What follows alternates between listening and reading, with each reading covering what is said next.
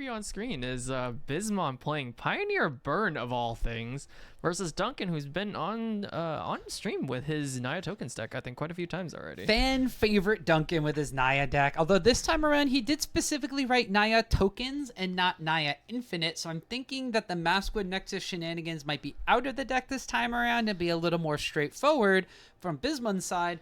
I'm interested to see, is this mono red or is this that Rakdos deck that has been floating around? Yeah, I'm kind of interested too. Bismon starting turn 1 Den of the Bugbear here. And Kumano. I'm also curious, like, is he in mono red, Rakdos, or Boros? Seeing as Lightning Helix is legal in this format as well. That's true. I mean, there could be any number of certain things. We'll have to see if we see... Oh, there you go. You called it. Boros deck here. And unfortunately, not getting the full benefit of that Kumano as no creature to follow up Chapter 2. Oh, that's unfortunate. No turn to play. Oh, I believe our overhead mic has died. Oh, we'll fix the microphone. So unfortunately, we can't hear the players, but you still can hear us. And there's going to be Boros Charm coming on in, just the Dome Duncan for 4. Dang. Boros Charm being the premier burn spell in the format, 4 damage for 1. And if Bismon's actually playing some amount of creatures, the double strike, it can actually be relevant. Oh, yeah. And we have this Etching of Kamano coming in, smacking Duncan down to 13 already. So not the fastest mono red or burn style turn that we have seen, but this is a Viashino Pyromancer. This is just straight up old school burn. Pyromancer, hit you for 2, light up the stage. Light up the stage, revealing Sokenzan and Slickshot Show Off. I don't think Duncan is long for this world. Ooh, Duncan has missed the 3rd land drop from his deck too, and stuck on only green mana as well with this Fountain Port in the deck this time around. So Bismon just going to play that Slick Shot Show Off. It's not coming in from plot. It's going to be hard cast here, and it looks like no pump spells quite yet. Bismon's swinging in for a total of 5. There's a 2-1 Viashino, though, so that's going to trade with this Jaspera Sentinel, but still Duncan down to very close to dead. Yeah, this is definitely another Viashino Pyromancer, so Duncan going down to 6. Somehow, Bismon seemed... Duncan had a hand of 4 drops and 5 drops and only found a Copperline Gorge right there. So as we suspected, but maybe a little faster than anticipated, we have Bismon taking game 1. Duncan pulling out just a box of cards. I'm like, wait, is that his whole sideboard? I'm afraid we're going to have to judge call him on that if it's actually a sideboard. But I think it's just his giant token box for when he's not playing on stream. Gotcha. That's so when I was playing at a couple other LGSs before I actually found card art, I actually got called out one time because I kept my tokens in my deck box, even though they were a different sleeve than the rest of my deck. So what I wound up doing, just sort of out of malicious compliance, was... So are you familiar with the old Commander deck boxes? They were from like Commander 2013. Yeah. I have one in my backpack right now. Out of malicious compliance, I had my normal deck box, and then I took out that deck box and put it on the table, full of my tokens for my Rakdos Sacrifice deck. Amazing. Yeah, it's these little things that people ding you on, and you're like, why does that make any sort of sense?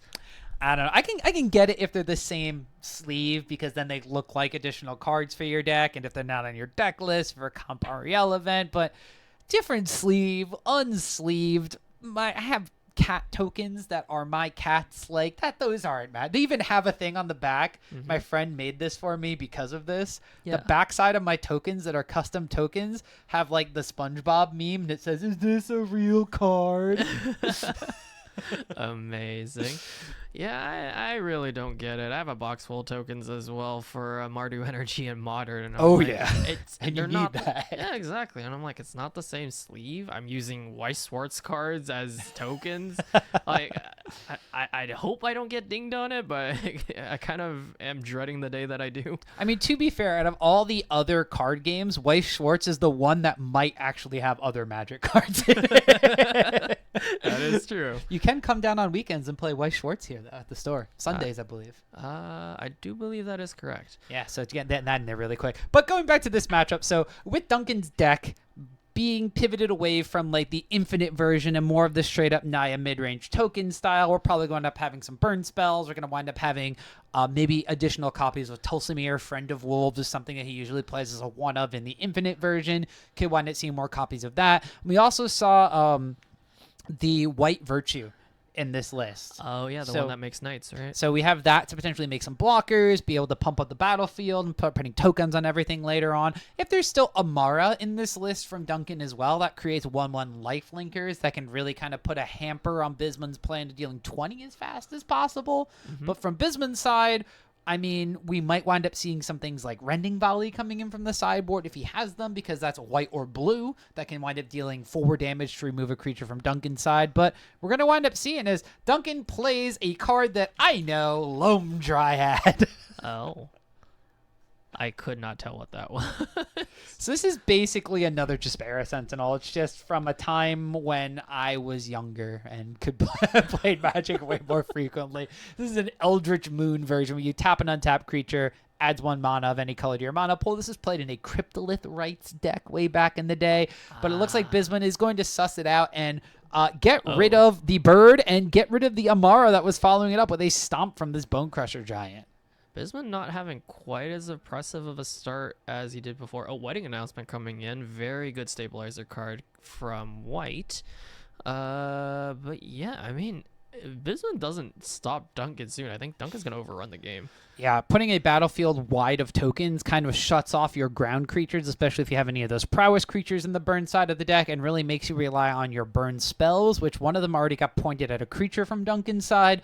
Boros Charm does deal 4, but you can only have 4 copies of that in your deck, and maybe some Wizard's Lightnings could be coming in as the Slick Shot Show-Off comes down. That is a wizard. The Viashino Pyromancer, that is a wizard, so maybe a little bit of extra reach from Bismon that normal burn decks don't have access to because of the wizard sub-theme. Yeah, I am also a little curious what other sideboard cards Bismon could be packing here. Obviously, we don't have Pyroclasm in the format yet. Not yet. But good potential future sideboard card. It looks like Bisman did wind up missing land number 3 from his side as well. So Duncan up to 4 lands. Not missing land drops this game, but now Bisman, this is the issue with these burn decks is when you get put behind on lands, you're not necessarily going to be able to catch back up that easily. Oh, Stomp coming out to stomp the token from Wedding Announcement, I believe. Oh, Convoke. I got nothing. What is this? The Wanderers something or other. It's Convoke and it's white, I believe? destroy target attacking or blocking creature short. or tapped creature. That's what it is. Cut short. That's what it is. All right. So it gets rid of the token, but the Jaspera Sentinel with its quote-unquote hidden reach does still wind up living, and this Slick Shot Show-Off, which was Bisman's only real board state, is now gone. Duncan passes the turn afterwards, doesn't wind up finding land number 5, but does have a very large battlefield now because of this slipped over Wedding Announcement being an Anthem effect. Yeah, we're kind of seeing a reverse of last game where one player can't find the lands, one player is overrunning with all the land drops they needed. Voldaren Epicure coming out from Bisman, so that just going to ping for 1, but it does create a blood token, so some of these uncastable cards in Bisman's hand could potentially be thrown down, but it's also going to enable Spectacle here. Oh my. Okay, so we have a lot of things going on here. So many Convoke cards. Yeah, so we wind up having Skewer the Critics with Spectacle, which is going to then prompt Duncan to come on in with a March of the Multitudes in response. So Duncan is going to tap 4 lands and 3 creatures to generate 4 total life-linking 1/1 tokens. This is really not good for Bismon. I think this is close to lethal with the Anthem. 1, 2, 3, 4, 5, 6. This is 12, so 12 damage. 12 damage, 10 of it life-linking. Or sorry, 12 damage, 8 of it life-linking. Yeah. This is colloquially known as March of the Many Dudes because there are now many dudes on Duncan's side of the battlefield. Yeah, all it took was that one card. All of a sudden, Duncan is in the commanding position. Bismon has to find an answer out, and he Nope. scoops it up here, going to game 3. All right, so Duncan taking game number 2 from this series. So Duncan has kind of found the angle, which was A, be on the play, and B, gain a lot of life. And C, make Bismon not draw lands. Okay, well, that is also the hidden aspect of it. Bismon did wind up missing land drop number 3, and when he did wind up finding a third land, it was a Den of the Bugbear, which meant that it came into play tapped, and his drops did just not line up with one another. Also, just finding the Voldaren Epicure and Slick Shot Show Off and Skewer the Critics kind of out of curve sequence also put that burn deck so far behind as soon as Duncan was able to put more than one toughness on the battlefield. Oh, definitely. Yeah, if he was able to curve out properly, then he would have been able to, maybe plot the Slick Shot on turn 3, play Epicure, skew the Critics while casting your Slick Shot, and then all of a sudden being able to do a lot more damage than he was able to with that last sequence. Yeah, so now Bismon going to be on the play, looking like he's deciding if he wants to sideboard in some cards. Now, we did wind up just kind of seeing the straight-up burn affair from Bismon's deck. We wind up having a little bit of a spectacle package. We wind up having Voldaren Epicure, Kumano Faces Kakazan being ways to just kind of trigger spectacle while progressing your future turns. The blood token being able to kind of rummage away any cards that are just not good in this circumstance at the time, and Kumano then pumping up your additional creatures to follow that up. We wind up seeing both Light Up the Stage, Skewer the Critics, the Play with Fires, and Boros Charming game number 1. So we kind of have an idea of what Bismon is going to be packing for his burning creature package. We saw basically all wizards except for Voldaren Epicure. We can probably assume that there's either Soulscar Mage or Monastery Swiftspear in Bismon's deck as well. Swiftspear not a wizard. Soulscar Mage is a wizard, so maybe having Wizard's Lightning, and I think that kind of just rounds out 60 cards on Bismon's side. You just do 4 of 4 of 4 of 4 of. And we have the Bone Crusher Giants as well, so a couple of higher end curve cards to put that through. Duncan's side, though, now that you're going to wind up being on the draw, you are going to be a little bit more hard pressed if Bismon starts pointing those burn spells at your creatures and you're a Convoke style deck. Yeah, definitely. I mean, Duncan kind of showed all the cards that he has, The strategy is very clear. Get out as many things as you can, start convoking out and, paying for all of your larger spells for essentially free. And try and overrun with value that way. So if Bismon can get as fast of a start as he did in game 1, I think that might be how he wins this one. Yeah, Bismon definitely going to need to curve out to get on the board ahead of Duncan's tokens. Duncan, though, if he does wind up having any sort of interaction, I mean, we wind up seeing, what was it? Not cut down. I have to go cut back. short. Cut short, cut down, cut ahead. I don't know. Like all these sort of cut cards. But we do want to having cut short, which is a Convoke removal spell. But I'm interested as well if Duncan has anything like Portable Hole from his deck, which could just be 1 mana answer any sort of creature that Bismon's going to play beside Bone Crusher Giant. Yeah, like you said, Portable Hole or even some sort of more targeted kind of removal spell like Knockout Blow might be okay, seeing as, red style decks that go really fast are kind of what Duncan's really afraid of with his kind of go slow mid-range strategy. I almost always forget about this card. It was in Standard for a very long time.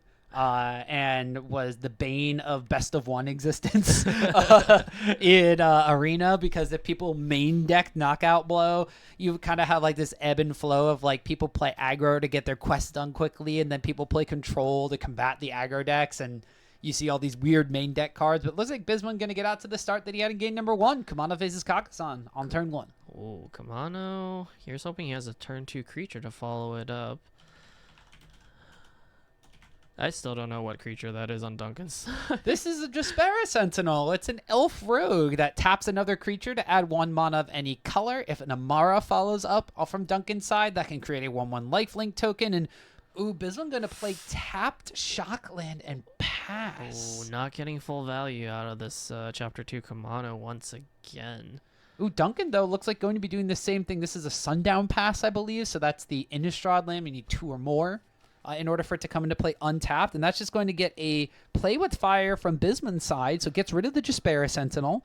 And then we're just going to wind up having this flipped etching of Kamano. We could see, oh, okay, Slick Shot Show Off is the play here from Bismon. Is there any pump spells or burn spells to follow it up? No, looks like just a swing for 3. Oh, light up the stage, trying to refill his hand here. 1 land and a Bone Crusher Giant. All right. So Bone Crusher Giant, Stomp, most notably going to trigger the Slick Shot Show Off if we want to. And, ooh, Duncan finding a Smuggler's Copter. That could be pretty perilous here for Bismon if that winds up getting crewed up by this Despair Sentinel and starts blocking the Slick Shot. Yeah, this definitely isn't great. It slowed down Bismon's clock by a fair amount because all of a sudden Slick Shot isn't a free attack anymore. Because Duncan can crew in response to Battle Bus. Duncan can crew in response to Bismon trying to remove the Sentinel here. So no matter what, he has at least 1 blocker this turn. So Bismon deciding to play untapped land instead of just putting this Den of the Bugbear into play. And we are going to wind up having Stomp get cast onto Despair Sentinel. We see the crew in response, just like you said, Eric. And now we're going to see, do we wind up seeing Copter for Bird? Is that a trade that Duncan is willing to make? Or is Bismon going to head him off at the pass with a removal spell? And what is that? Is this the red It's 2 case? mana. Maybe. Case of the Crimson Pulse? I do believe that was correct. Let's see here. If no, Kiss of the Crimson Pulse is 3 mana, so this might be. Is this the? Wait, it's a saga, I think. Is this what I think it is? Is this no? The first eruption is also 3 mana. 2 mana for something, and it does have to be a saga because the text is on the left side. God, when you think Red Saga, it's either Kumano or Fable the Mirror Breaker. Oh, okay. This is older. This is the Flame of Keld. Oh my god, that's super spicy, actually. This So- one having just a handful of lands in Kumano lets him discard his hand, draw 2 cards, and then on the 3rd turn, +2 to any red source he attacks with. All right, so we did wind up having the Smuggler's Copter trade off with the Etching of Kamano. That's what wound up happening there, as Duncan valued the Smuggler's Copter more than trading with the Slick Shot Show Off. So Duncan did take 5. We have Bismon drawing 2 cards from this first eruption. And then this card that I can't quite remember from Duncan's side. Every single time he winds up playing it, I don't remember what it is, but we'll grab it in a second. But all I know is that it can crew this Smuggler's Copter. Oh god, I got nothing. Duncan's deck is just full of cards I do not recognize. Is it Naya? It might be Selesnya. So I don't think I see a red pip, but We'll figure it out in a second. is it OTJ? Is it from Big Score again? Oh, is it another one that's from Big Score? That It might be might what it be. is. So easy to just think of them as the same set, but crewing the copter, stomping the creature that we were trying to figure All right, out. so either way, it just winds up dying. So it's 2 toughness or less. Oh wow. So Bismon drawing another Bone Crusher Giant and casting his previous Bone Crusher Giant, but 1 card left in hand. With Chapter 3 of the Flame of Keld still on backup. Let's see if he's able to close it out here. Oh, Looter Scooter Part 2. All right, so we have a wedding announcement from Duncan. We have a second Smuggler's Copter. So only one of these Smuggler's Copters will be able to be crewed at a time unless you start chaining Smuggler's Copters. I thought the token is a 1/1 though. Smuggler's Copter is crew 1. Oh, it is crew 1. Yeah, that's what made it cost a lot more than Heart of Kiran. Don't ask me how I know that. Most importantly, Bismon, with that Flame of Keld popping, now we'll be able to do 2 extra damage all of his red sources. That does mean that even with 1 power, this Slick Shot Show Off will wind up doing 3 if he attacks him with it. So any sort of extra damage that comes out from Bismon could be very powerful this turn. Yeah, but let's see what Duncan chooses to do here. So we are able to activate one Smuggler's Copter here. So just blocking Ooh, here. Still considering. Just blocking the slick shot here. So no matter what, they are going to trade. So it's a question of whether or not Bismon wants to do something in response. Maybe try and save his slick shot. Yeah, so Slick Shot will wind up just doing a base minimum 3 damage here. If Bismon has any sort of monstrous rage effects, that could also be very powerful here to trample over, pump up the Slick Shot, and then potentially kill Duncan through this block. But it looks like just going to offer the trade up here. Duncan takes 6 from this Bone Crusher Giant and 4 from Play With Fire. More. Any burn spell kills Duncan here. Bismon scrying. Oh, he keeps it on top, it looks like, casting the Bone Crusher. So it looks like Bismon has a play next turn. And a Den of the Bugbear. So Bismon's just got a plethora of things that he can do. Duncan is pressed to find life gain and blockers at this point, or board wipe if he has it. But being a deck that plays creatures himself, not quite sure he's running like Sunfall or anything like that. Yeah, it's also not great that Bismon's creature base is specifically Bone Crusher Giant with Duncan being on 2 life. Any attempt to remove him without it being a board wipe or something on the board already kind of just kills him here. All right, Duncan just passing the turn, gets to make a token. So on board right now, a Den of the Bugbear activation does just win Bismon the game. And we know that Bismon kept a card on top. Is he going to flip it over? Let's see it. Viashino Pyromancer! What a top... Oh, wait. Duncan taps... Wait. What is that? Oh, is this Lorehold Command? We saw this from Duncan another week. Lorehold Command. Deal 3 damage to any target. Target player gains 3 life and make a 3/2 white spirit. So Duncan survives on 3, puts up enough blockers, and Bismon now can't activate Den of the Bugbear. Oh no, this is so punishing. So Duncan lives this turn. Bismon next turn can still activate Den of the Bugbear, but now there are 3 blockers on Duncan's side. That wedding announcement, if Duncan does nothing, will create another blocker and then flip. But it looks like here, yeah, Duncan's just going to take the option of trading off with these Bone Crusher Giants. We do get a draw and a discard off of the Smuggler's Copter before it dies. Yeah, I do think this is the correct play out of Bismon because it does clear up Duncan's board a little bit. And it does mean that a lot of burn spells off the top are still very lethal here. I mean, if we see Boros Charm, Wizard's Lightning, but Amara, Soul of the Accord hits, no way to crew anything or tap it. Instead, we are just going to have a flip of this wedding announcement. Amara going to be a 3/3. These tokens going to be 2/2s. And the Bismon just basically has like 2 turns at this point because Amara herself does not have lifelink. But it will create a 1/1, which will be a 2/2 life-linking soldier when Duncan attacks with it. So Bismon is basically on burn spell or like another Pyromancer plus activation, but he can't actually activate the Den if he has a 2-mana spell. Yeah, so he's a little bit stuck here. Bismon thinking really hard about what he drew. Oh, the classic burn conundrum. Duncan gains life. How do I deal more than 20? Yeah, right. This is why cards that say players can't gain life are very Oh, no. Oh, that's just a land out. Is this a March of the Multitudes as well? Oh, no, this might be it.